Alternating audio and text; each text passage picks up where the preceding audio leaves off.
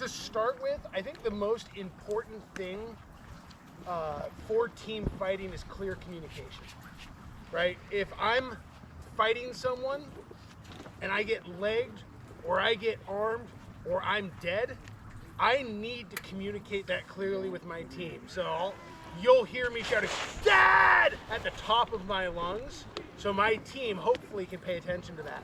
Or if I'm legged and Raph needs my help, I'll be like, "Raph, I'm legged!" And then he'll know either to peel back to me or abandon me to my fate, right? Like, he knows what to do at that point. But clear communication is really important. If you're fighting in a small unit or whatever and you know each other really well, using your first names, your given first names, Garnet, Ryan, sometimes that will click through for people because they've been answering to that their whole life rather than their Amtgard name, right? Oh, no. Short, direct communication. Don't give a dissertation. Raph, flank left. Raph goes, right?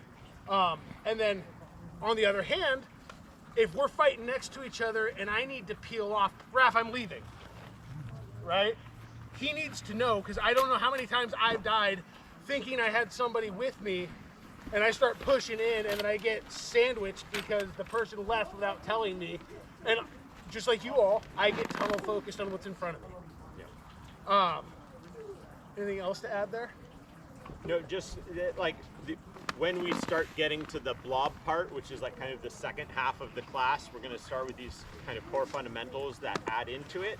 I think it's really cool that you're going to see why communication really matters in fitting into the overall strategy. So I'm going to kind of go through bits and pieces from other classes that I've taught in the past. I think one of the important things, you guys, several of you are like, hey, what can I do better to help my team? Understanding your strengths and weaknesses. For instance, I have a pretty strong grasp of the rules. I'm a pretty good spellcaster. I'm really good at fighting, but I'm not as fast as I once was. I am heavier, I get tired faster, so I can burst and I can move, but then I gotta recover for a second before I can keep that up. And I can keep it up for a surprising amount of time given my stature, but not indefinitely, right? I also, one of my bad habits is getting in way too deep in the enemy's back line and dying, and then getting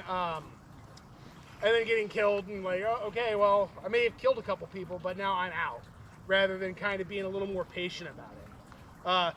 The other thing is I'm generally a big target for spellcasters on the field, so if somebody's like, hey, do you want this golem stack?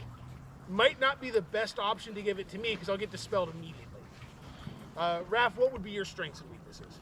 So I think for strengths, first off, I'm a lefty, which means when I take the left flank, a lot of people just don't know how to handle that well. Yeah. I'm presenting my shield side as I'm running the flank, and so there's not a lot of targets there. I've also done a lot of Florentine, so as a monk, I can be really hard to disrupt for a lot of casters. I think from a weaknesses perspective, I typically don't play classes that can handle fighting a heavy armored opponent a lot. So I often will have to like kind of pick and choose my battles rather than knowing I can just kill anyone that I come up against.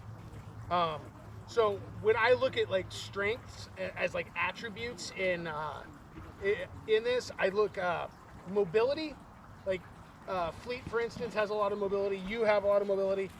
But Fleet has to be careful because Fleet's back gets thrown out. So your mobility, your diction. If you have, and it sucks, but like if you have a speech impediment and you're trying to play a caster, that's going to be an impediment to your play. That's not saying don't do it, but you just have to put a little extra work. So mobility, diction, your stick ability, your fighting ability, your field awareness.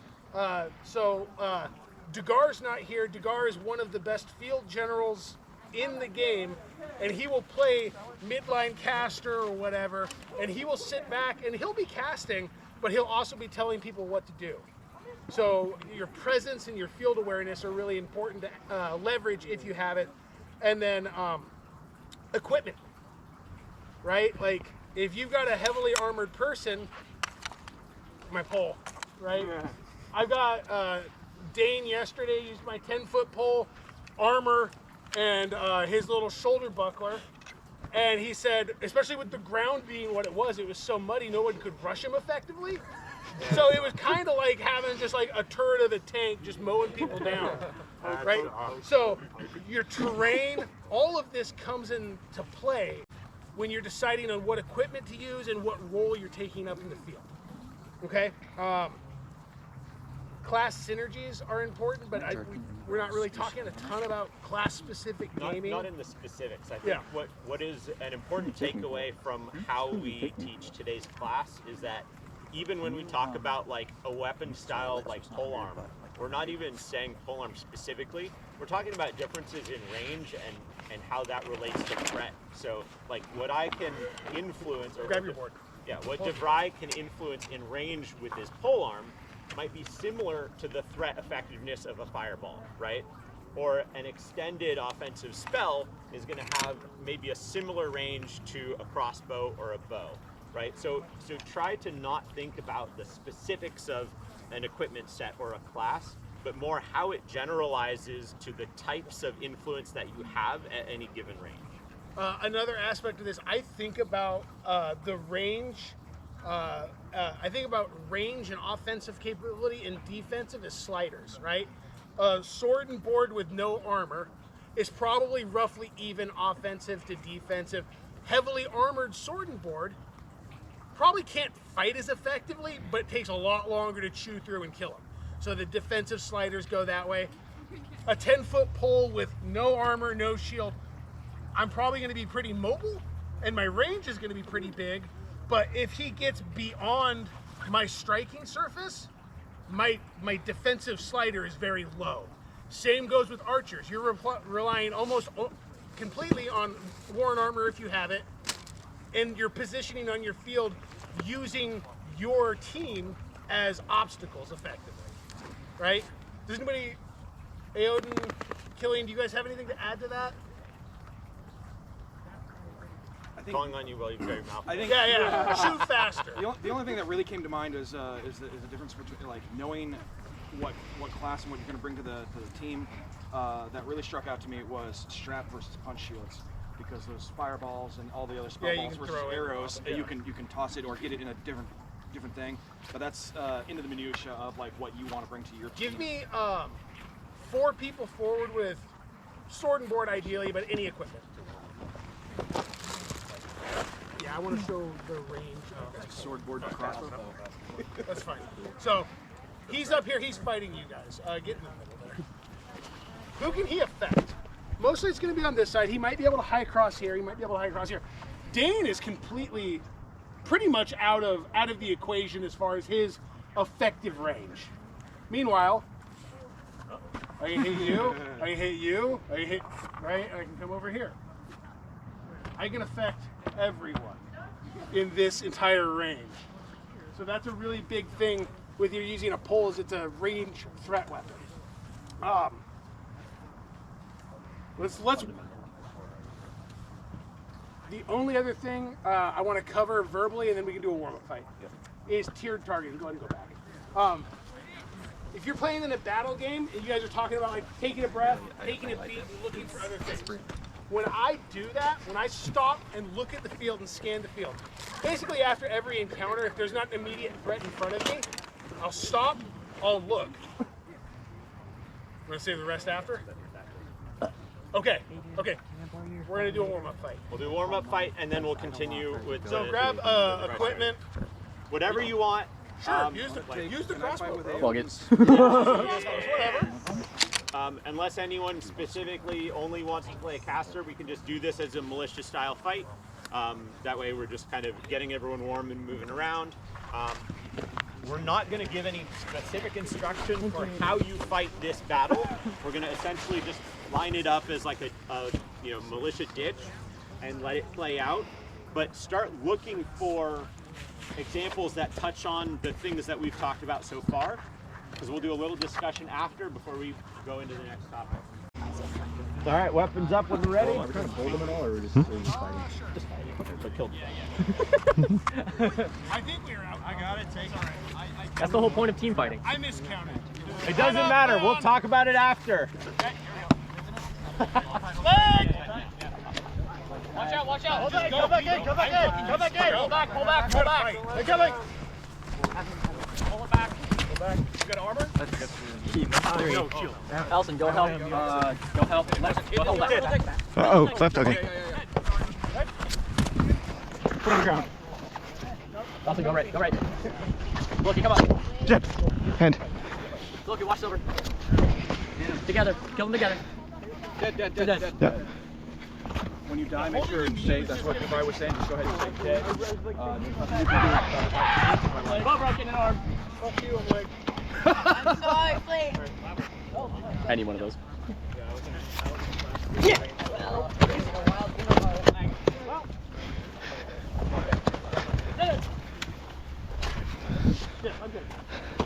I'm sorry.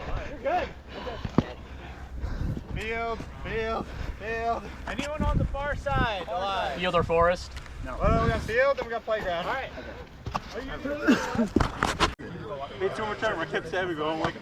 All right, listen up. We got a fun little fight in to warm up. Hopefully everyone's a little less cold now. I'm exactly as cold. I got shot immediately. Spoiler, I did pay Matrix to shoot you at the beginning on purpose. So, yeah, so one thing that we're going to dive into before we even have you start sharing thoughts about that fight is this introduction of blob theory. So the idea is, if I take any given opponent, right, like say Devry is my opponent, I can visualize a threat range based on his capabilities, so whether it's weapon, class, or both, right? What I know about his skill level, and even, like to his point, his willingness to be mobile, right? I can visualize this sphere of influence, his threat range, right, to my team. And as I do that same evaluation across the entire opponent team, the end result is this kind of blob shape, right? So can I just get two people to line up next to Devry? Perfect. Okay. So I'm gonna share kind of my evaluation of the blob here. Let's assume this is the opposing team, right? The left side of the blob has the largest sphere, the most range right there, right? So I've got this large blob. On the right side, there's smaller range, but I also know Fleet's willing to be pretty mobile. He likes to flank. So I'm gonna also visualize that side as fairly wide, right? Now in the middle, there's not as much range, but what there is a solid shield presentation between the two ranges. So when I look at the blob, there's not actually that much gap in terms of the strength of the blob there. There might be a minimal kind of like gap in where the threat range is minimized in like relation to that team, and that's kind of right here, because I'm now at kind of the edges of both Fleet and Devry's areas of influence, right? And see how I visualized that before they even really projected their weapons, but you can see that it ended up in like a pretty accurate assessment. Now as you add more people to the team, as you add movement in the middle of the battle, you have to keep reassessing them, but you can use that initial starting position to just like think of modifications. Like I don't need to every 5 seconds recreate this blob visualization. I can just see what are the biggest changes that I need to adapt to. So if we start here and I'm thinking, okay, I've got this blob shape, and then now we call Leon and Fleet runs like all the way over here, right? I've got like a new shape, but nothing here changed. So I don't need to think about that as much unless I am either moving towards them or they're changing the blob. But I do need to adjust this awareness of what Fleet's doing because that changes for my team. As I'm looking at the blob, there's both an offensive threat from them, but also opportunities for me to influence them, right? When they're together, this is a much less penetrable blob, right? But as soon as Fleet flanks around, he's gone so far that I know I can effectively engage Fleet before they can come to his aid. And so it gives me an advantageous opportunity. I'm gonna pause there because I think at a high level, that's kind of the most I want to introduce.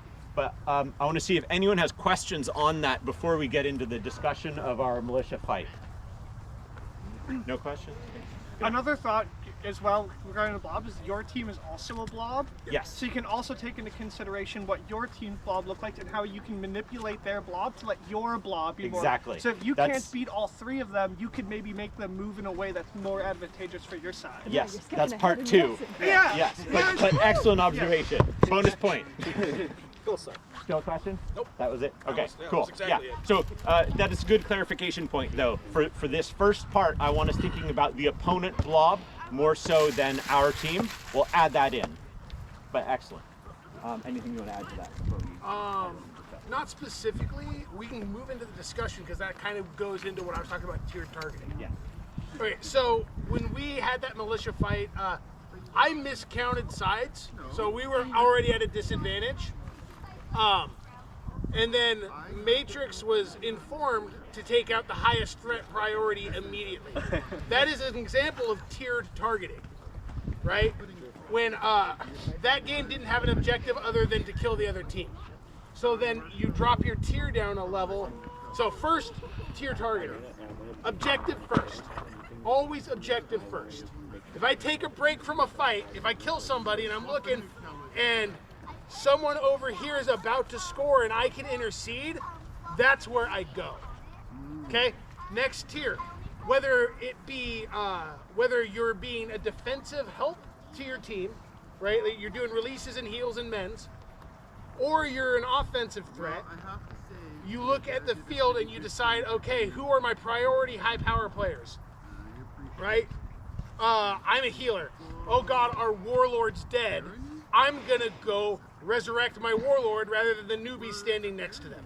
Or on the other hand, a group of players is dead, and there's a healer there that can help me res the rest of them.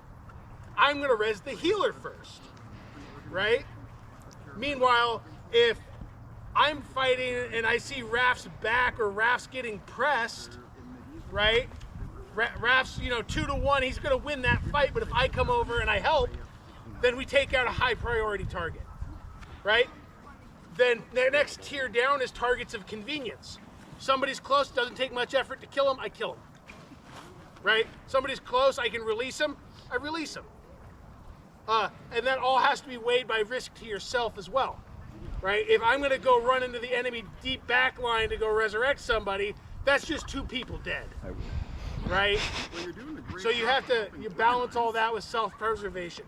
But that's how I and most other paragons in the kingdom that I know of and battle masters kind of focus down on how to do things on the field at any given time. And that assessment's always going to change based on your physical condition, how tired you are, your equipment, your class, right? But it's always objective, and then high priority players, power players, and then targets of convenience. Okay? Any questions on that? I have a quick follow-up on that. Sure. And this is where I love that the class kind of like ties all together. There's a saying with the British Transit or London Transit or something on the tube that they have. See it, say it, sorted. And the idea is like, if you see a problem, say something about it and we'll handle it. But where that applies to what Devry was just saying is, in your mind, when you scan your opponent's team, you've got this idea of the blob, you make this prioritization thought, you don't also have to handle it on your own. Yep. This could be the opportunity to communicate it. Like there was one point where I was legged, my team was in front of me, so I wasn't able to directly influence, but I could yell to people and say like, hey, go with this person, or hey, I'm legged back here if you need backup, right? And so it's not just about what you directly can do, but what you can influence your team to do. Yeah.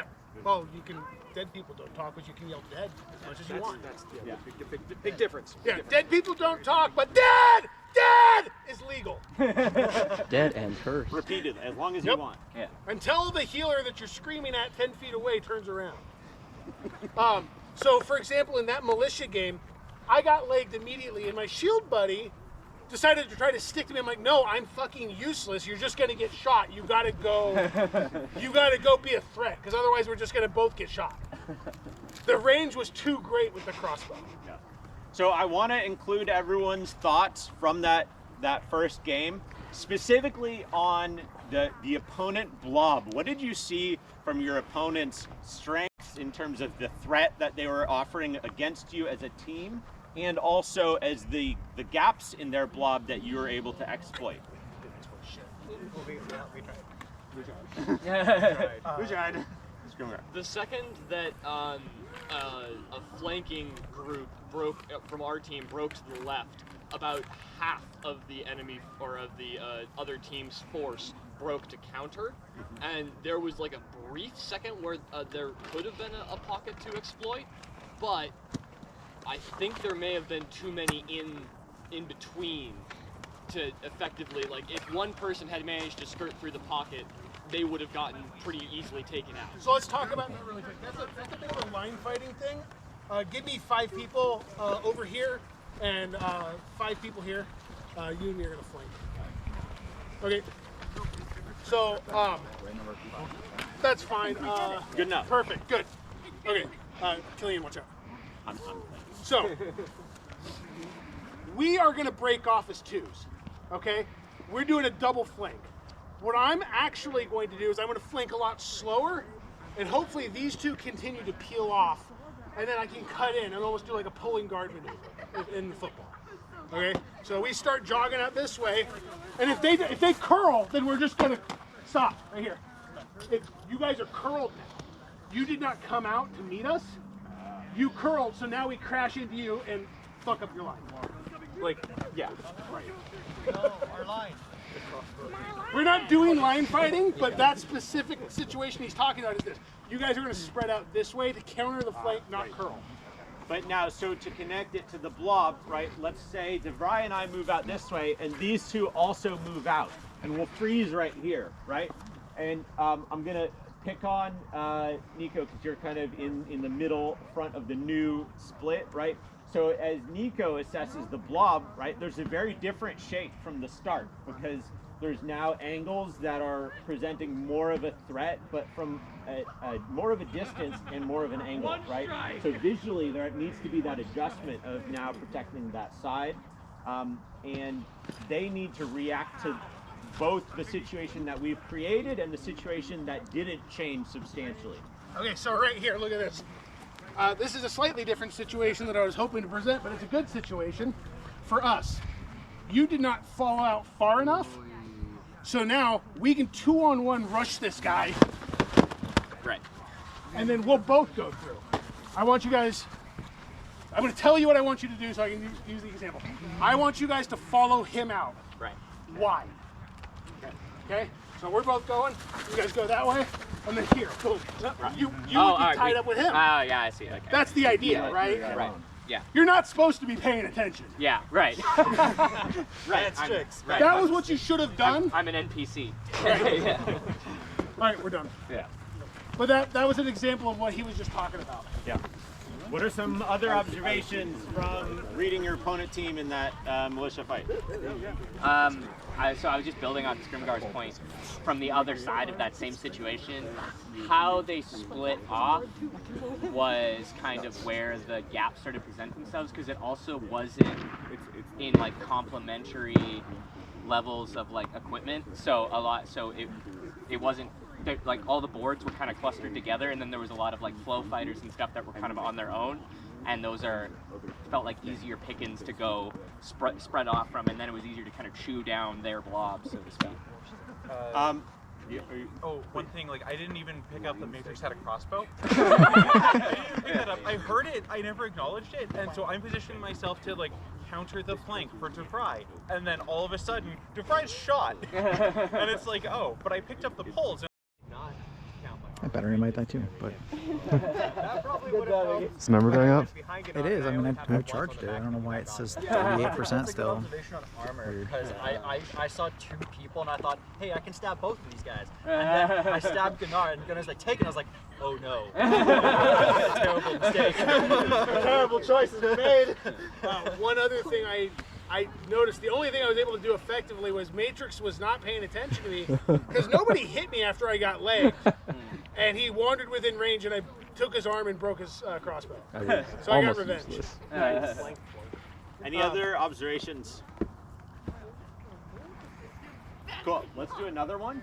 Another fight. Let's split it up a little more evenly. Let's just we'll shuffle up teams a bit more. And specifically, as you're going into this fight, before we even call Leon, start thinking about your opponent's blob, right? And then at least in the middle of the fight, if you can, once, try to think about it again. And then if you die, start paying attention to what happens with the remainder of the battle, okay? You're not going to be yet at a point where you're constantly seeing this. The idea is that we start to develop the kind of mental muscle memory that you read this, but be gentle to yourself. It's going to take time to get into the habit. So let's do real quick, just armor up front. I'm just going to pick slightly. All right, so let's put Gunnar there, you two on the right. We'll put Devry on the left. Elton has javelins. Yeah, let's put javelins on the left, so we've got some range. Era on the right with pole. We'll put giant and Strix on the right. Let's put fleet. Do it! If you can hit! You have a cup on? You have cup armor? I do not. Next time. Yeah. So I'm thinking Go ahead. full arm, I already got 3 shield kids, wall, I don't big need more. shields. Yeah. And then If I line up a straight against Rafael, they're probably gonna die. Anyone against shields or armor, I'm not. Oh, no, absolutely. But what I can do is I can kind of force bulges in their line. People are gonna come out to meet me. Don't worry so about if it. you guys see a little pocket At least start one of those forming is yours. and there's Yeah. kind of a bulge, Yeah. if you can start before kind we of wedging call into Leon. it, you might be able to get a pocket. But what I'll try to do is I'll try to artificially create. Before we call Leon, I want you to look And across don't your worry about opponent's backing up team. too much. I'm Right? gonna run back to you. Look at And then where you- the largest So then range how, threat like, is. you want to That's go, the part you're all you're going to stay in encountering front before of the us. rest, right? So I'm gonna stay with you guys. There's some javelins there, That right? bow, Those are that bow the is initial pointing right at me. longest reach parts of the So blob. once we get a bit closer, And as you and once close it's no in, longer we've a got straight a shot, pole so arm you on can each hold. side, right? So there's the I'm gonna next start trying to closest. hold. Then we get to some longer weapons, right? I'll try to- Think about that as you are planning your movement. Don't get caught by so many edges of their blob that you lose the ability to stay alive. Weapons up. Leon. There's a lot of pulls on this side. Yeah, blocks in my range is great. There it is. Skip. Back up. Back up, watch your back. Right side. Don't, yeah, no. Take Dead. Yep. Dead. Dead. Dead.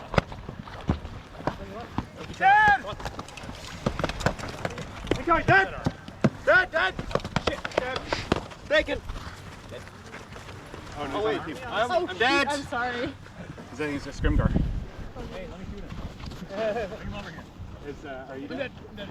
Okay, you got fight. Damn it. No. All right, freeze right here. Freeze. For those of you who are alive, raise the weapon, please. Everyone dead. Look at this positioning. Look how different of a blob it is from where you died and where we started, right? The blob is constantly evolving and constantly changing, right? Even if we are saying Devry is alive, just as a point of reference, right? Everyone here is against Devry. There's a big change in the blob that he sees if I'm suddenly dead, right? Huge change. It's not like I was able to hit him already. It's that from a blob read, from the threat that I'm presenting, from my ability to close, my willingness to move fast, my sword skill, right? That is all factored into his read of the enemy team's blob. All right, let's circle back up. I just knew if I turned my back on you, I was like, well, I'm just get backstabbed. I'm trying to take your leg. Yeah. If I can interrupt for just a quick second. Listen up. Just so everyone is aware, there is food available in the hall. Kitchen is open. There is food available for when you are ready to eat it. Thank you. We got lost. Thank you. How's our time director? That was really cool. 17 minutes. All right. Yeah. He did exactly what I wanted. When I saw you line up, I'm like, I knew what you were doing. You were trying to take us out of the fight. Let's not. All right, so we're going to introduce that second layer that Gunnar hinted at, right? So not only does your opponent team have a blob, your team has a blob. And it's your ability for your team to present threat and overcome your opponent's team, right? When I lined up at the beginning of that fight, I saw that the largest threat from the opponent blob was Devry on the far left. And I said, okay, well, I want my team to have at least similar strength on our far left to be able to deal with that. So I moved to the far left, and when I ended up flanking, I went pretty far deep flank and forced Devry to come with me. And that changed the shape of the remaining blobs, but in a way that I believed gave my team more advantage. Yeah, so effectively, Floki and Raph flanked hard, far, and pulled us too. But the sliders, the tier was like I could kill a lot of people with this. Raph could kill a lot of people. So while we were fighting, I managed to leg Floki, and rather than trying to finish that fight, myself and my shield buddy, we left Floki behind and tried to focus on Raph. Then I stopped and looked and made a decision because my team was losing. He needed to get back in the fight, and if I turned my back and went for it, you might be able to slow him down enough for me to get up there.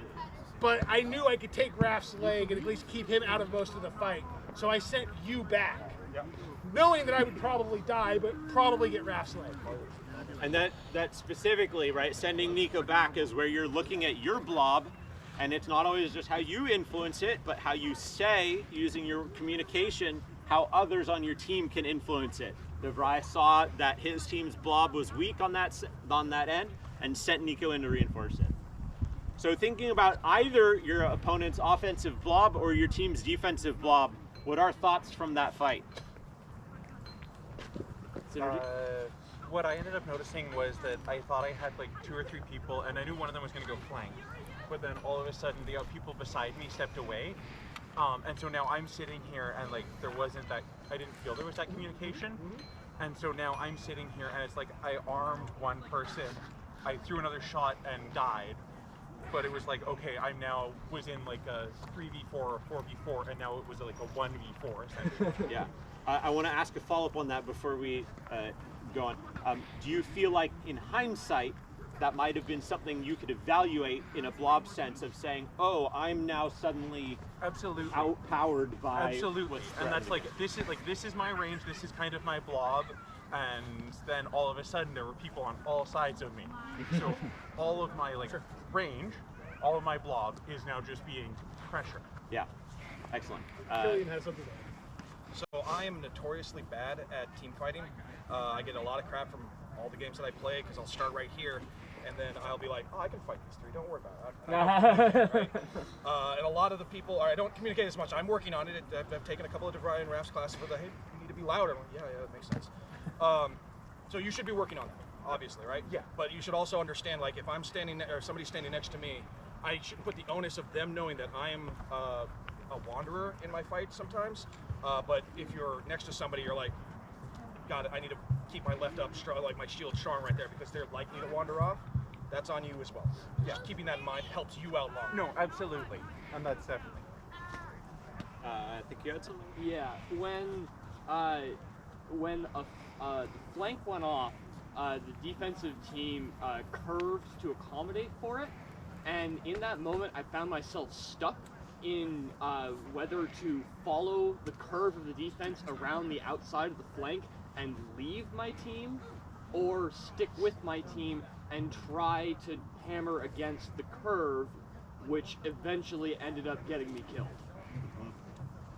Yeah, and I think the goal with this is, like, we're not going to tell you a finite answer, right? Yeah, no. But as you get familiar with evaluating the blob, you can make an assessment on your team's shape and your opponent team's shape and see, is there an opportunity for you to push? Do you need to stay defensive? Do you need to move to one side or the other to reinforce or threaten their side more? Can I talk about this? Yeah.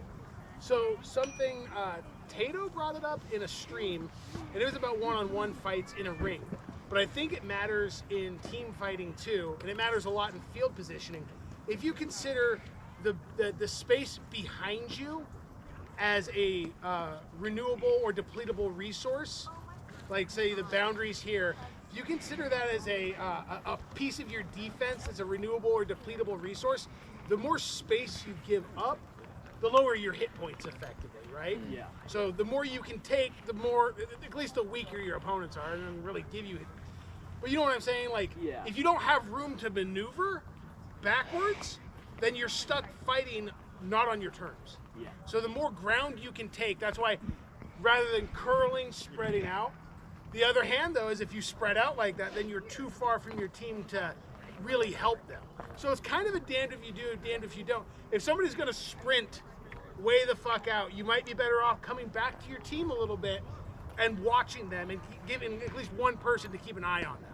Right. Or even counting. Yeah. Right? Like when you get a good sense of like, oh, he's probably 4 seconds away. I'm gonna come here for 3 seconds, get as many kills as I can, and then turn and look. Right? Because I know the odds of getting surprised is pretty low in that time. And so I can take advantage of that imbalance in the blob. I didn't see who was first. Oh, go ahead. So when we kind of split off with you going out to the far end and over here, and Raph and I just kind of here, like kind of in between, kind of separate from the main clash over here. When Nico was coming in and assisting Gunnar, there was a moment where I saw there was plenty of space between the other sides, so we kind of split two different ways and attacked the blob kind of together. Yeah. And picked the two up. Yeah, no, and that's perfect, right? Like when you think about like how do blobs interact, like, you know, if you take two fluids and just kind of like mash them together, you know, the one that can surround and envelop is often going to have a substantial advantage over the other. It's about the viscosity. I just wanted to Italian. Yeah. I wanted to say something because you were talking about like the time thing. Another use of that is if you are somebody who is trying to flank, right, so that you don't go too far away, look at the two people on the end and think how long is that fight going to last? And then you always want to be within less than that fight so you can become part of that fight if it ever happens. And that's how you always actually be a threat on the flank rather than going super far away. Yeah. Strict. I noticed I was kind of caught between your guys' push on the left and our push. The fleet tried to flank and it started to break down a little bit.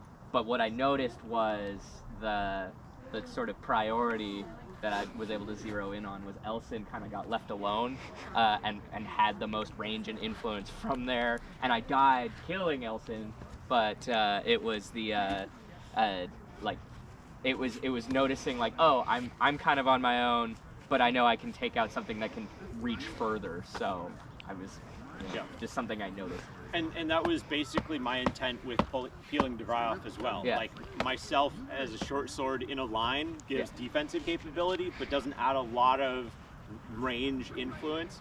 If I can peel Devry off, I'm reducing the size of the left flank opponent blob more than I'm reducing our In the, I don't know, 15, maybe 20 seconds that took, I could have killed 15 people. So, it's a big, to pull the strongest polearm or strongest fighter off the line, to engage in, even if Raph were to lose the fight, that still gives you a lot of time, his team a lot of time to try to make a numbers advantage. And that goes back to, if Raph moves off the line, right, and he's going to flank hard, and 3 people go with him, the team, Raph would say, I got 3. That means his team should try to press the numbers advantage. Right? Yep. Do another one before it's cold? Yeah. I think we have time for one more. And then again, I'll want everyone's thoughts. So try to really process like as much downtime as you have. If you are not actively swinging your sword, look at your blob, look at your opponent blob. Start thinking about that. Is there an opportunity for you to press?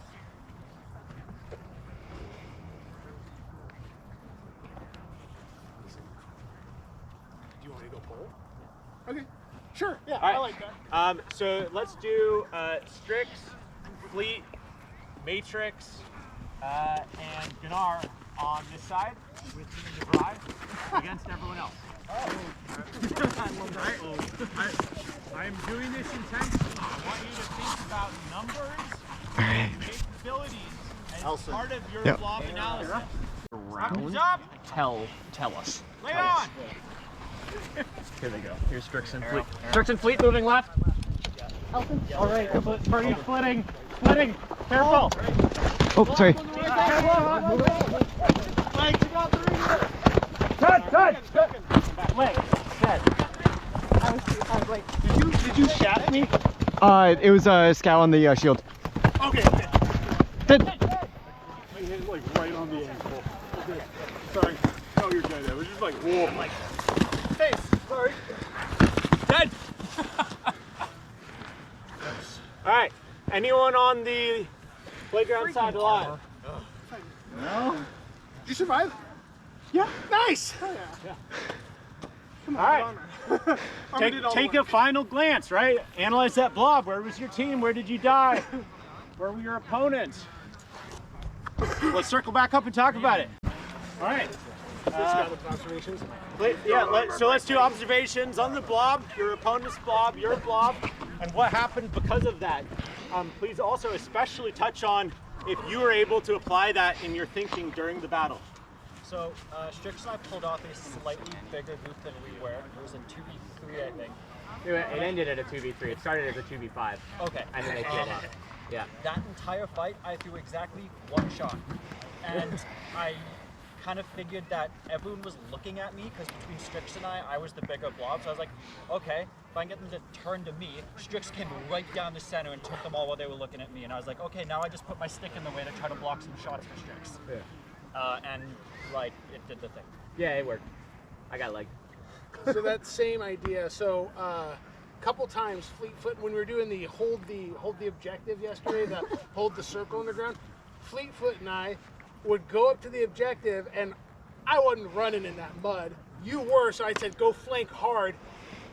They want to hold that ground, so then we got them to turn. They were focused on Fleetfoot, and then I was able to crush in, and Fleetfoot was able to come in. Kind of the same thing, where you're using a threat over here to hide the real threat or the person that's going to do the work. Any other thoughts? I was thinking more about the shape of my team's blob that time. So before, like as we were lining up, I was in between two large shields, which was good and where I wanted to be placed. But right before we started, I was thinking that I wanted to be closer to the shield on my left so that I would have more range on my right and a bigger gap between the board that was on my right. And it ended up being the exact opposite of that, and a gap opened up with the board that was on my left, whereas I got quite crowded to the board that was on my right and didn't have as much. You felt like your thought was over here, but then you ended up. My thought was correct and the execution was not right. Yeah, okay. And I didn't have We didn't have time to change I plans. was like about to communicate this to the two boards when Leon was called. I was like, oh, we're going, let's go. Cool. You can always call an audible, especially as a pull. Say I've got a line of people here, and I'm behind. I'll say, like if it's a two-person, we're just him and I. I'll say switch, and I can either come here like this. What I'll never do is come in front of him. I will never come in front of him. Always stay behind your board. If you're fancy, don't move. Switch. Right, you can spin, but just lifting it over the head is enough. But if I'm moving down the line, Raph, I'm moving. And then I'll move to, he doesn't have to come with me because I've got a line that I'm fighting down, right? He just needs to know. But I need to let him know he's no longer guarding me, he's on his own. Being loud and communicating actively is a good thing. Okay, any other ideas? One thing I noticed when I peeled off with you guys on the left, because you guys are obviously a very large blob. When we came up on the left, I thought everyone was going to not disperse, but like go wider. But instead, the enemy team kind of made a circle around us almost, which actually gave us a really good opportunity to sort of go like triangular against each other. and protect each other as well. Like I knew you guys are better fighters than me, obviously, but I have armor. Yeah. So when I saw Arrow's pull come in, I was like, my only job right now is to block the pull and let it hit me and not you two. And try my best to hit people. We wanted to be the anchor on that flank. Yeah. So rather than trying to counter flank or anything, we were just kind of posting up and letting you guys work towards us. And then I was trying to pick people off. As soon as I got legs, and I think our side was pretty much cleaned up, but basically as soon as I got legged, Raph peeled to go, because now like the big threat's gone, so he needs to be mobile. Yeah. Like, I'm looking at my team's blob, seeing where the gaps are that I need to reinforce. Like, actually, Gunnar, if you can come forward, I just want to demonstrate, like, really quickly what happened. We started out as the three of us on our blob's left flank. Over there, but you over here? Yeah, I was on the left because you guys are covering my. I can't see off that side. Okay. So I wanted them on this side of me so I could trust them. But what happened is, as we approached the enemy blob, right, we just basically walked up in front. And I stepped out to the side of it because I wanted to project more to our side and prevent them from seeing an opportunity to flank harder. What happened was Gunnar actually came past, so you came over to this side and went somewhat deep right here, like here, about here, right? And so, like, imagine all of you are against us, right? And you're reading us as a blob. You probably actually see approaching Gunnar from that front angle as the softest point to engage. He's in the way of Devry being able to easily flank. And what happened was, by me stepping back out of it, I've reduced my shape of the blob and invited them to come in closer. And as the opponent blob said, okay, let's wrap in, I was able to counter that, flank through really hard, which just kind of finished that fight because I was wrapping the blob around and enveloping that end, which meant, you know, they had almost no ability to defend against the three of us. And I relied on Gunnar's armor, knowing he would live long enough for me to do that. I didn't have to be immediately up with him to protect him during the first few seconds of the fight. Okay, so that's our time. Real quick, does anybody have any question, like specific questions we can answer in like 30 seconds?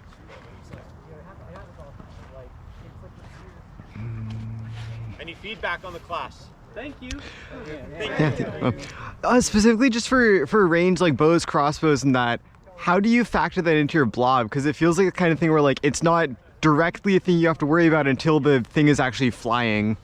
Well, so it should be, right? Like if Matrix comes up to me and we're on the same team, right? And I'm right here.